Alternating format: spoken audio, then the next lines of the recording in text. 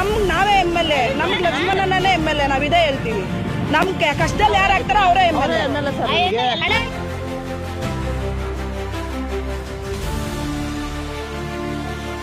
ನಾವಿದೀವಿ ಅಂತ ಬಂದ್ ನಿಂತ್ಕೊಂಡಿದ್ದ ಯಾರು ಲಕ್ಷ್ಮಣನ್ MLA ಅಂತಾನೆ ನಾವು ಕರೆಯೋದು. ಅನ್ನ ತಿನ್ಕೊಂಡು ದಾರಿ ಮಾಡ್ಕೊಟ್ಟಿರೋದು ಅವರು. ತಿನ್ನ ಅನ್ನಕ್ಕೆ ಯಾಕೆ ಮಣ್ಣಾಕ್ತಾರೆ ಇವರು?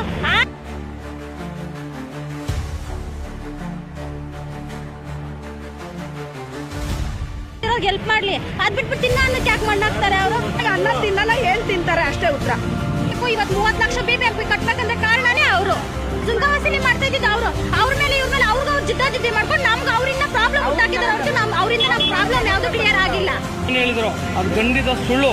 ಯಾರ ಹತ್ರ ಬಂದು ₹1 ದುಡ್ಡು ಇಸ್ಕೊಂಡಂತವ್ರಲ್ಲ. ಅಂತಾರೆ ಎಲೆಕ್ಷನ್ ಅನ್ನೋರು ಹೇಳಿದ್ದಾರೆ ಅಲ್ವಾ, ನೆನ್ನೆ ಅವ್ರು ಏನು ಹೇಳಿದ್ರು ಅದೆಲ್ಲ ಸುಳ್ಳು.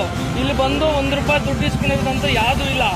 ಬೆಡ್ಶೀಟ್ ಅವ್ರಿಗೆ ಅಣ್ಣನೇ ನಿಂತ್ಕೊಂಡು ಸುಮಾರು ಜನ, ಒಂದು ಚಿಕ್ಕ ಹುಡುಗರು 4-5 ಜನ ಇದ್ದಾರೆ, ಅವ್ರನ್ನ ಕರ್ಕೊಂಡೋಗಿ ಸ್ಕೂಲ್ ಸೇರಿಸಿದ ಹೊರತು ದುಡ್ಡು ಇಸ್ಕೊಂತಾರೆ ಅಂತ ಹೇಳ್ತಾ ಇದ್ರೆ ಅದೆಲ್ಲ ಸುಳ್ಳು, ಯಾವುದೂ ಇಲ್ಲ. ಅವರು ಪಾಪ ಅವ್ರದ್ದು ಇನ್ನೂ ಜನ ಬದುಕಲಿ, ನಮ್ಮ ರೈತ ಬದುಕಲಿ ಅಂದ್ಬಿಟ್ಟುಗೋಸ್ಕರ ಹೋರಾಟ ಮಾಡ್ತಾರೆ. ಎಲ್ಲರ ಹತ್ರನೂ ಬದಿ ವ್ಯಾಪಾರದ ಬದುಕಲಿ ಅಂದ್ಬಿಟ್ಟು ಇದು ಮಾಡ್ತಾ ಇದ್ದಾರೆ. ಅದು ಹಸಿರು ಶಾಲೆ ಬಗ್ಗೆ ಮಾತಾಡ, ಅದು ಹಸಿರು ಶಾಲೆ ಬಗ್ಗೆ ಮಾತಾಡೋಕ್ಕೆ ಯೋಗ್ತಾ ಇಲ್ಲ ಅವ್ರಿಗೆ, ಒಂದು ಚೂರು ಯೋಗ್ತಾ ಇಲ್ಲ. ರೈತರ ಶಾಲು ಇದು.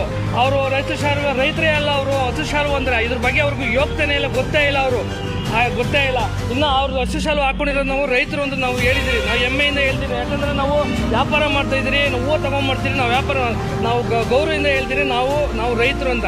ಅದೇ ಥರ ನಾವು ಹೆಗಲ ಮೇಲೆ ಹಾಕೊಂಡು ಅವ್ರು ಹೇಳಿ ನೋಡೋಣ ನಾ ರೈತರು ಅಂತ ಹೇಳೋದಿಲ್ಲ, ಅವರು ಸುಳ್ಳು.